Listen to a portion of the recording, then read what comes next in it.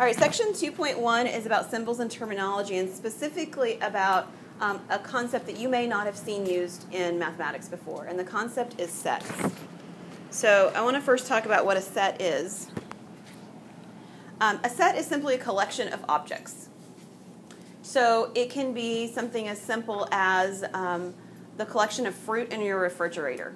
That would be a set, all the fruit in your fridge. Okay. But it also could be something that's not really an object. For example, the set that I always like to draw upon when I get here is, I could talk about the set being the people in my family. Uh-oh. Yeah, pass it back. How did that just happen? Okay, so objects don't have to really be objects, right? It just has to be a collection of something. And so the people in my family would be one of those somethings that it could be. An element is just the objects that are belonging to that set. So if we were talking about the people in my family, an object or an element of that set would be my son, Eli. Okay? Referring back to the set that I just described above. Or we could put my daughter down. It's Abby. I could even put myself down, or my husband's name. So those are the elements that are in the set described as the people belonging to my family. Everybody with me? I am. Okay, so now there's 3 different ways we can describe sets. The first way is a word description. So that's kind of what I've already just done on the last slide, is I've given you a word description. A second way is with set builder, or sometimes it's just called set notation. And the third way is the listing method. And I want to do an example here that looks a little bit more like math. Okay, so something that maybe you would feel like, oh, there's a number. Okay, so a word description could be something like this. It could say all whole numbers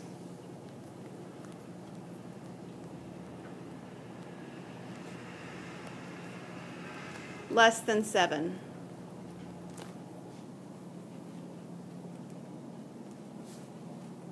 It's just a verbal description of what it's describing, of what you've got this set to be. Okay. Now, I'm actually going to do this. We're going to skip this set builder notation. I'm going to come down here to listing method, and then we'll go back up to the set builder notation because it's a little bit more abstract. So the listing method, what it does is it actually lists out all of the elements that that description would be describing. All right, so do you remember what whole numbers are? What are they? Do you want to give us, what are whole numbers? Those are rational numbers. Well, they are rational, but not all rational numbers are whole numbers. Does anyone else have a more specific description? Can you give me an example of one? Any numbers without a decimal. Okay, so no decimals. That's good. So no decimals, which would also mean no fractions, right? So no decimals, no fractions. What else can you not have? Yep. Well, it shouldn't have a 0. Actually, 0 is a whole number. So we do have 0 in the list. So they should be positive. There you go. So 0 is in positive, right? So if I want to write down a list, the smallest whole number is the number 0. And then I would list all of the numbers until what? 6. Right. Whoops. And you don't actually have to list them in order, although that's kind of our natural tendency is to do so. The other thing about the listing method is it needs to have the list inside of curly braces. And your curly braces don't have to look beautiful, but they should look like curly braces, not parentheses or brackets. All right, so the listing method just gives me a list of all the items. Now, you might think, okay, well, that sounds pretty good. Why won't we just use that all the time? So can somebody think of an example where this might not be a very helpful way of describing a set? The list goes to 200. Right, so what if we instead said all the whole numbers less than 200? I mean, in terms of conceptually easy, could you do it? Yeah, I mean, we can write out all the numbers from 0 to 199. Do you want to? No, this would be a waste of time, right? So there's got to be some other way of describing it that's a little bit more compact or easier to manage. So we actually have set builder notation, in part at least, do for that reason, okay? So set builder notation, just like the listing method, starts out with a curly brace. And then it will always have a variable or a letter next. And X is sort of the default, but you can use any letter you want. So if you really like the letter A or Q or something, go for it. Okay, so write a letter. I go for X all the time. And then we're going to do a vertical bar after that. And this notation is read X such that. So we read that bar as a such that. Some textbooks won't use a bar, they'll use a colon in that place. So if you've seen some set notation before, you may have seen that used. But our book's going to use a bar. My math lab's going to use a bar. Right? And then after that, we are going to describe the set. And there's two descriptors on this set. One of the descriptors has to do with the fact that it's a whole number. And then the other descriptor had to do with the fact that it was less than 7. All good? So we have to have both components listed next. And the order doesn't really matter. I'm going to do the one that's most familiar to you first. We're going to do X less than 7. So remember, the less than sign looks sort of like an L on a tilt. Remember, between less than and greater than. So this is a less than sign. X is less than 7. But we have to be careful because we don't want to stop there. That's sort of our tendency, is to say we took care of it. The problem is that if we do X is less than 7, we will have things like decimals that could be included, right? Or negatives even. So we've got to somehow further describe that these are really whole numbers we're talking about, not just any number less than 7. Now I'm going to write down, the next thing I'm going to write down is I'm going to write down the notation. Just bear with me, and I promise we'll get to this notation. So you're going to write an X. You're going to write what looks like a curved E, and it is curved. It's not a lowercase e, it looks like the capital E, but curved. Okay, it's actually a Greek letter, epsilon. That's what you're writing down. Yep. And then we're going to write a W that's got 2 lines on the left. Okay, so this is the notation that we're going to use, but let me describe what it's saying. Okay. This epsilon, this E symbol, is an element of. Now we've already talked about then what is element. this Greek letter? Okay, this isn't a Greek letter, so we'll get to it in just a second. This E means is an element of. Okay, it means it's one of the things that it's going to come and describe next. This is notation for the whole numbers. Okay, you probably got that, right? Because we're supposed to be describing whole numbers. This is whole numbers. Sometimes in textbooks you'll see it not written as 2 lines on it. It'll actually be a bolded line, which works fine if you're doing something in a textbook, but it doesn't work so well if you're doing it in pencil or on a chalkboard or on a screen, right, to draw something in bold there. So the notation that you see when people write it is 2 lines, right? What you kind of want to think is, you guys are familiar with shorthand stuff, right? You're familiar with shortening and condensing things because most of you probably text. And most of you, if you sent a text, I would not know what you were saying because I don't know all the texting language that you do. But that's what you do, right? You shorthand things. You make symbols. You use letters, but you make symbols out of words. And that's all this is too. It's just notations that are taking words that are, a lot of writing, sometimes more than others, and turning them into symbols. Now, we're going to take a look at an example. Oh, I'm sorry, we have one more before we get to the example. We have a unique set that is the Null Set. All right, so the Null Set is a set that has nothing in it. It has 2 ways of being written, its symbol, if you will. One symbol is a 0 with a slash through it. Has anyone seen that symbol used for something else before? No. What was that? No, such as not to do something. Right. Sometimes see that written as not to do something, and in mathematics you'll sometimes see it written as a no solution, like something that doesn't exist. So maybe if you've taken an algebra course, you did something where you were looking for where lines intersect. And when lines are parallel and they don't intersect, sometimes people will use this symbol. Okay?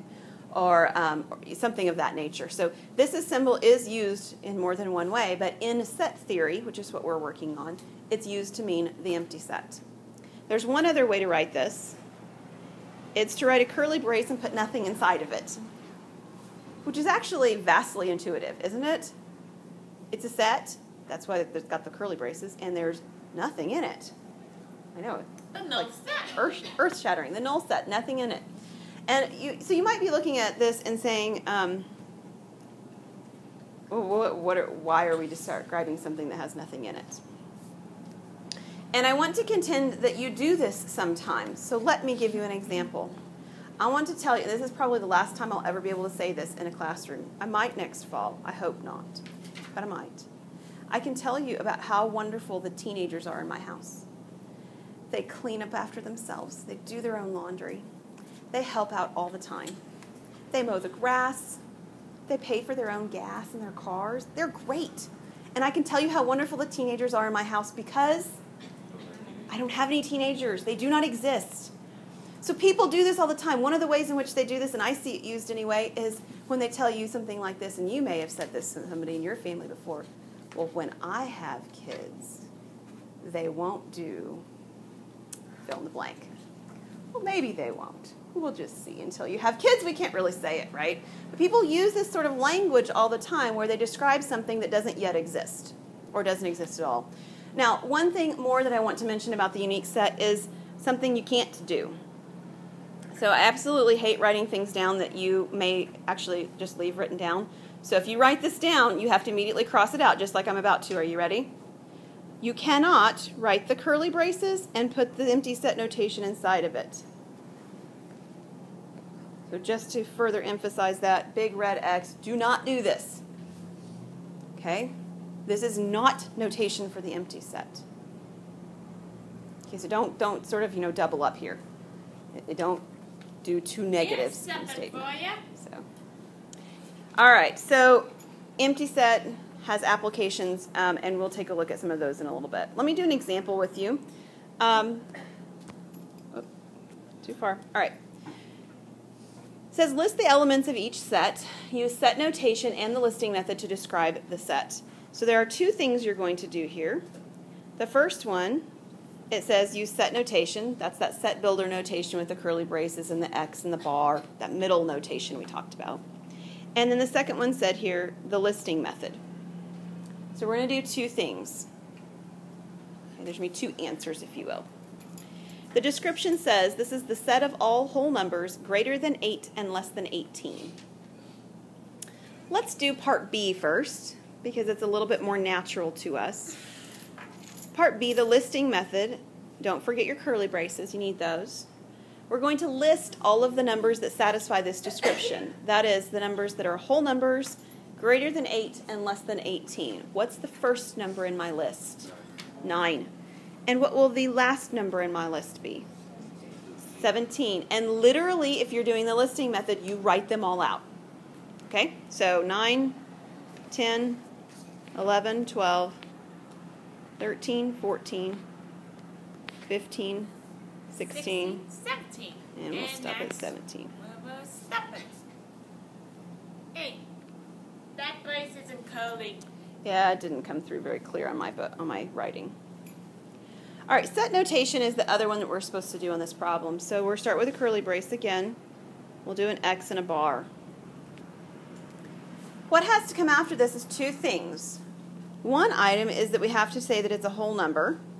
Okay, we've seen how to do that. It's like we did the last one like that already. And then we have to have a description that shows that it's less than 8 and, that it's greater than 8 and less than 18. So, and it doesn't matter which order we do those in, but let's start with the 8 to 18. Does anybody remember how you write it so that it shows that it's between 8 and 18? I know. But hang on a second. Did you have an idea? Is that where you do like the U symbol in the middle of it? We're going to get to the U symbol later, but not quite yet. Is it just put the X in between, just like a greater than sign on one side? And then Yeah, that'll do it. So, Try two less than signs and put the X in between them. yep, that's what you were saying, right? Yeah. Yeah. Okay. So you have to remember that you want to always, if you're going to use the less than signs, that you want to put the smallest one first. Okay, so don't put the 18 here and the 8 over here. That's not going to be good if you've got less than signs. And the 8 is trapped in between. So this is really saying that X is greater than 8, if you sort of read it backwards, and that X is less than 18 at the same time. But the inequality symbols have to go the same direction. So that takes care of the between 8 and 18 bit. The other information is that it's a whole number, and we know how to write that now, right? You do the x, you do the epsilon symbol, and then you do that capital sort of W symbol.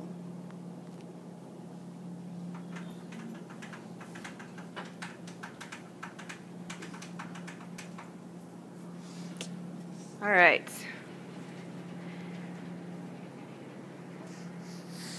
This is the same description, the directions that is, but the information about the set is given to us a little differently. This says list the elements of each set. Again, use set notation, and then the listing method. And just for fun, let's start with set notation this time. All right, so set notation has the bracket, the x, and the bar.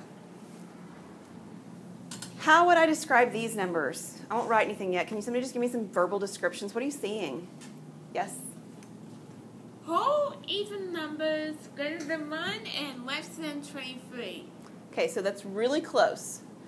We don't want to say probably greater than, well, I guess you could say greater than 1. That's one way of doing it. Yeah, so we've got whole numbers. They're whole numbers, right? More specifically than just whole, they're even this time. And then they still have that sort of trapped behavior that we had on the last screen. So one way of doing the trapped behavior, you can use a couple of things. Let me write the one that you mentioned first. 1 less than x and less than 23. I'll write one other option here in a moment. You have to list, of course, then that x is also a whole number. And we don't have any notation, so we're just going to say x is even. Now, it's not looking good. The one thing that you could change is this right here. Is there another way that anyone can think to write that besides 1 less than x less than 23? There's lots of things we could write. But did you have an idea? Yep.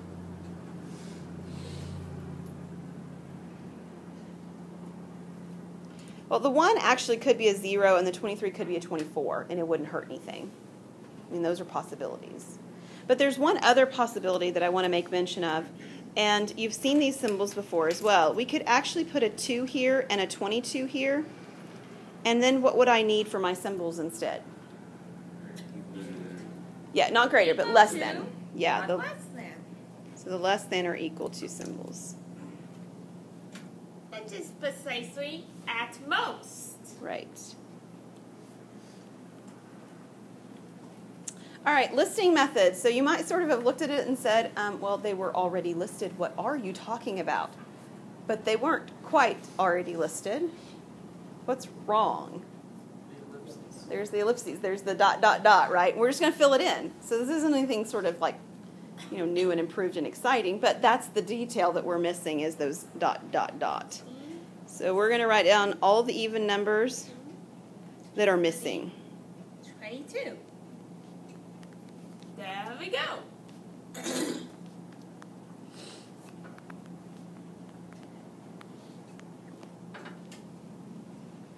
And that would be the listing method for this particular one.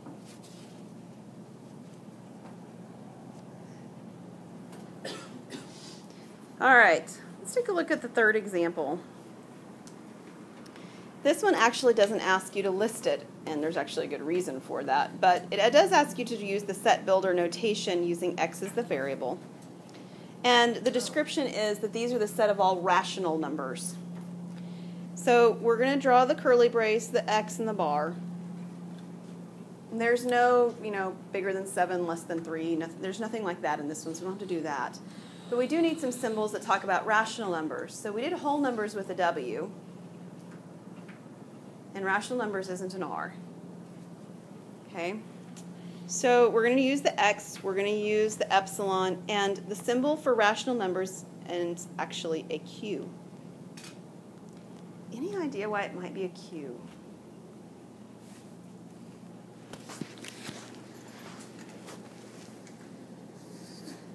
Does anybody know what rational numbers are? What is meant by rational numbers? Yes? Natural numbers, whole numbers, fractions, and even integers. Okay, so the key I want to pull off of what you just said is the word fractions. Okay? What's that? Quotients? Quotients, and that's where the Q comes from. All right, so fractions are actually quotients. Quotient means division, right? And that's what a fraction bar is. It's something divided by something else. So the Q comes from quotients. And rational numbers, the word rational numbers comes from the word ratio, and ratio also means quotients or fractions. So that's where the language is sort of swirling around at this point. So we're going to use a Q, and Q is for rational numbers. Now, I've sort of hit on two of the different number systems, but I'm going to hit on all of them now, all right? Some of the symbols that we use for all of them. So you'll see on the next page that you've got, let's see, about 6 different number systems listed, and then over on the side there's a big blank space. Everybody see your big blank space? Okay, what I'm going to draw on this slide is I'm going to draw what you're going to put in your big blank space, all right? So what I want you to do is I want you to draw a big rectangle over there in that big blank space. Then I want to take your big rectangle and I want you to split it in about 2/3, 1/3. The 2/3, 1/3 is not trying to indicate, oh, it's raining really good out there now. I don't have an umbrella. Maybe it'll stop. All right, the 2/3, 1/3 sort of divination, like dividing this up, is not because there's more in one or the other. It's just because I have to write more on one side than the other. Okay, so I don't want you to think that it means there's more on the left than there is on the right. That's not true at all. The right-hand side is going to represent our irrational numbers. And the right side I'll go with the left-hand side. I'll go the other way around. are going to be the rational numbers. Let me draw the picture out with you first, and then we'll fill in what the kinds of numbers are. We've talked about some of them, but we'll fill them in afterwards. So inside of the rational numbers, I need another box. And inside this box are going to be my integers. And inside of the integers box, I need another box. In this box are going to be the whole numbers. And inside this box, I need one last box. In this box are my natural numbers.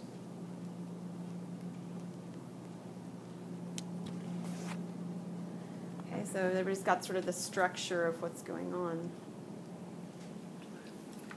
Ta-da! When you first start in pre-K, probably before that when kids are first learning numbers, what's the first number you learn to count with? 1. Right.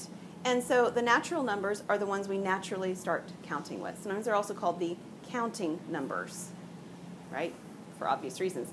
So the natural numbers are the numbers that start with 1, and then 2, and 3, and we'll put our ... So those are natural numbers. Now, because the natural numbers are sort of, this is kind of like the, the nesting Santa Clauses at Christmas time, right? One of them's inside the other one like that, right? But they're all inside the big Santa Claus, right? Same thing here. These numbers, 1, 2, 3, they're also whole numbers, and they're also integers, and they're also rational numbers. They're not irrational, though. They are separated from this side of the picture. With me on that? Okay. So the first thing you learn is natural numbers, and then some point, probably in kindergarten or first grade, somebody says, okay, but if I have $2 and I spend the $2 at the convenience store on candy bars, how many dollars do I have left? And you would have to have the number 0, because you didn't have that before. That was not one of the natural numbers. And so we add in the number 0, and now we have the whole numbers. So the whole numbers add in the number 0. They still include the 1, 2, 3 and everything else inside of there, right? The natural numbers. They're whole numbers too. But they have an additional number 0. The next thing that happens is you get into some class where somebody says, and they're trying to be funny, right? It usually happens when they're trying to be funny, like my husband did it with my daughter when she was really young. Okay, but what if it's $2? You have $2, and you want to go to the store and you want to buy that $5 Beanie Baby. The first thing is you can't buy it because you don't have enough dollars. But then the question becomes, what is 2 minus 5? You say, well, you can't do 2 minus 5, right? And you can't in the whole numbers. So we introduce negative numbers and hence debt. That's what we introduce, isn't it? Credit cards and things like that. All things that are not so good for us. But we do introduce these negative numbers, and that's my integers. Okay, so my integers include the 0, they include the whole numbers and the natural numbers that are already inside of them, but they also include negatives. the negatives of the whole numbers, right? So they include things like, we're going to put the dot, dot, dot on the left.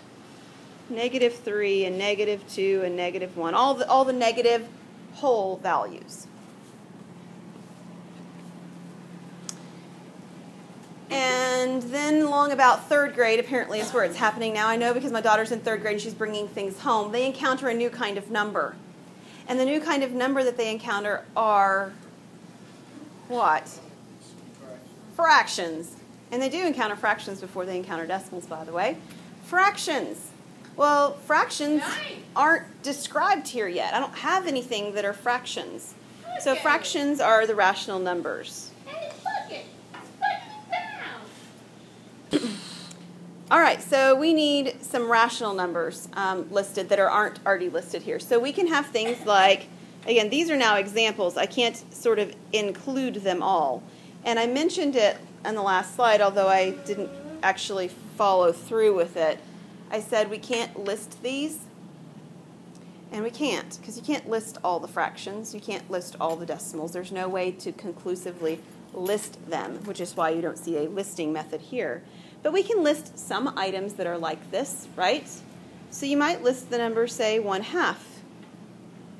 Or you might list the number -4.7. Or you might have the number 223/5. I don't know. But you've got all of these fractions and decimals that weren't included before. Do you remember what irrational numbers are?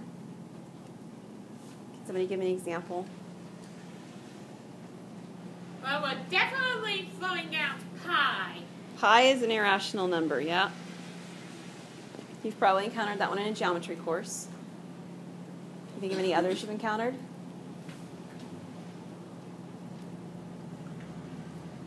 Well, we're throwing out 1/3. That's a rational number. Yeah, 1/3 is already rational. That's on my left-hand side. How about -I? That's actually not even a real number. So that's outside of this whole picture. This is just the real numbers. So if you have encountered imaginary numbers, not imaginary because they don't exist, imaginary because that's the name that somebody badly gave them. It's not good. Okay, then +I. Yeah, positive I is still an imaginary number. So we do, however, have one number that you may or may not have seen. It depends on the math courses you've taken. Has anybody seen the number E? Ah! If you haven't, I've it's okay. seen it. Sometimes you'll see with when you do variables and you learn about exponents, you'll see it. Sometimes you see it with compounded interest. If you've seen compounded interest before.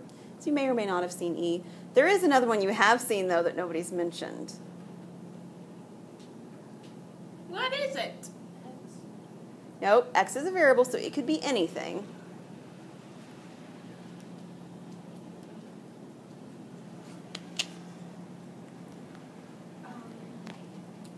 Square roots, not perfect square roots. I mean, square root of 4 wouldn't work, right? So it's not all square roots. But square roots that don't have a perfect simplified form would also be irrational. So you could write in lots of square roots over here that would work for irrational numbers. Now I want to talk about, Square root of 5. yep, square root of 5 would work over there. But the square root of 9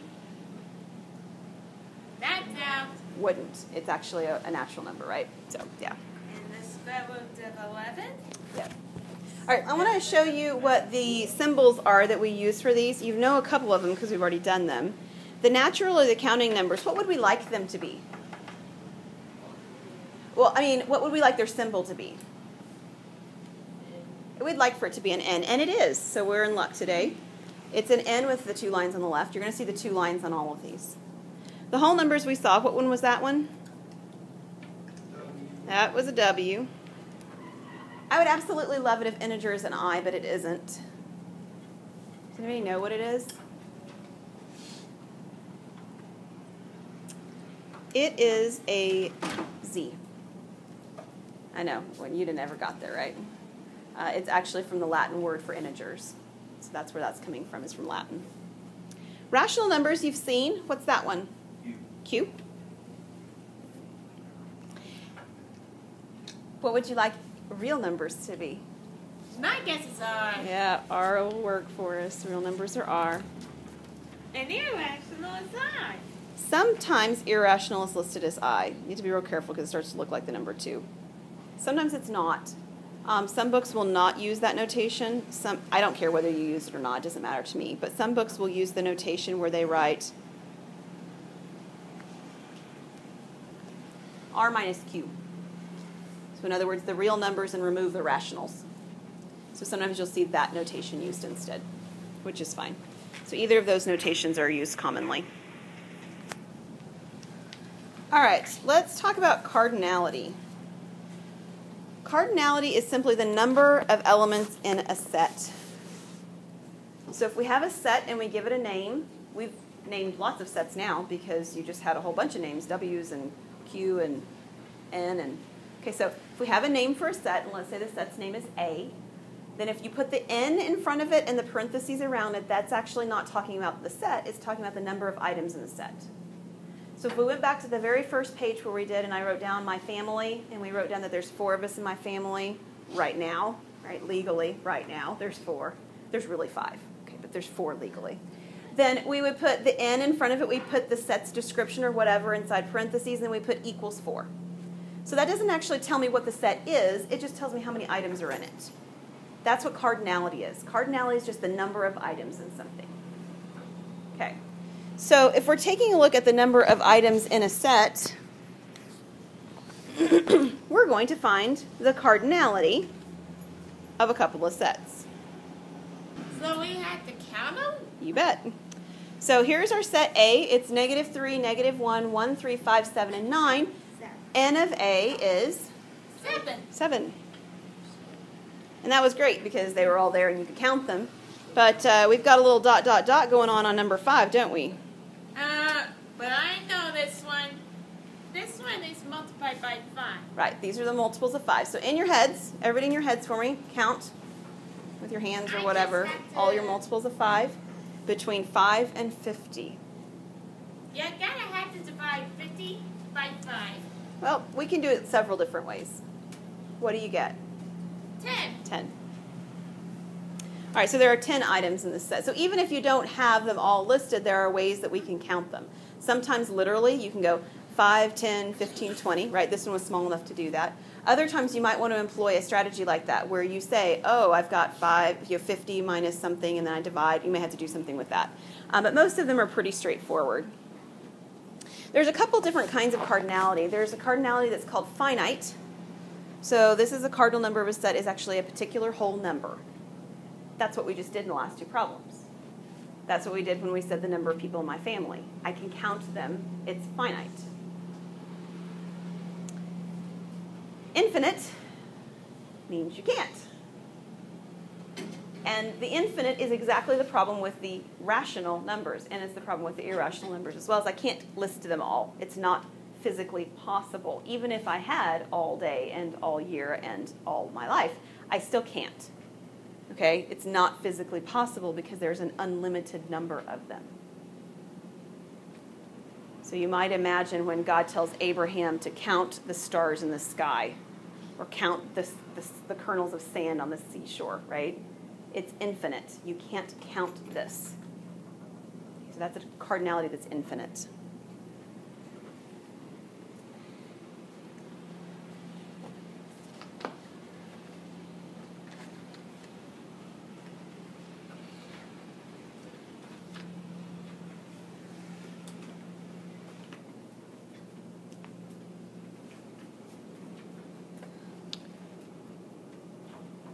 Did everybody get that? I should have paused for a little longer. Not quite.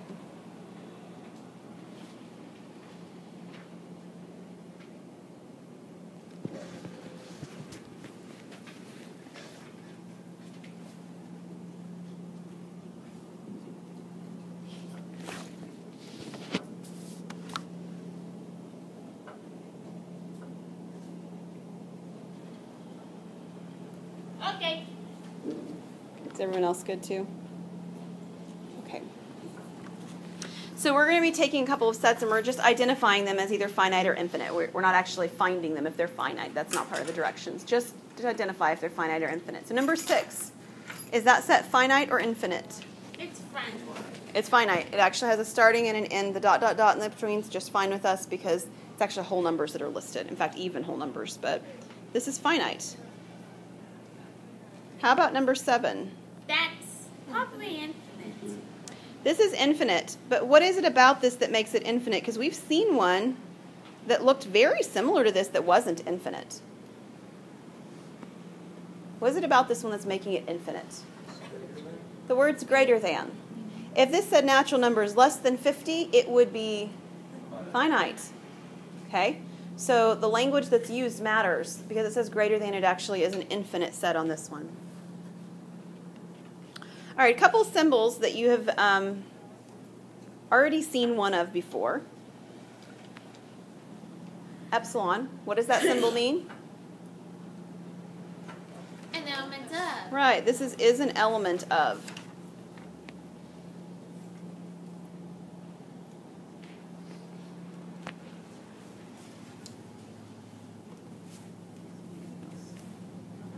So, for example,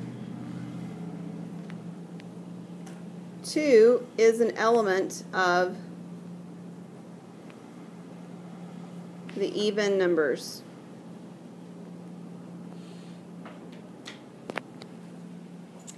And there's a very similar symbol that you haven't seen, but I'm guessing that you probably know exactly what it's going to mean. Not enough. It is not an element of. Very exciting. We put that slash through anything and it turns into the word not in front of it, right? You've seen it with not equals before, yeah?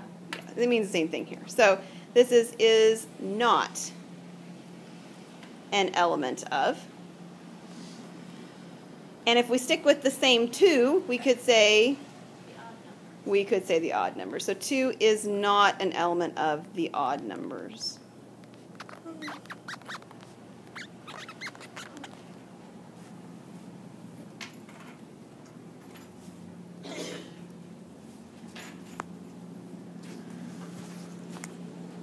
All right.